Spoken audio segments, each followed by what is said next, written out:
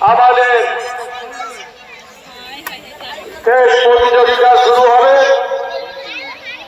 যে সমস্ত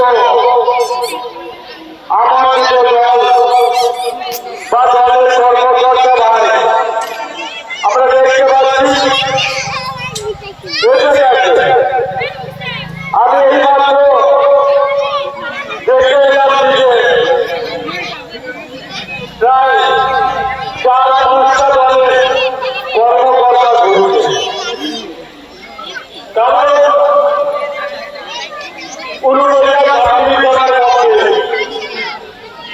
যত টিম খেলতে আসে প্রায় খেলোয়াড়দেরকে বা কর্মকর্তাদেরকে আমি চিনি।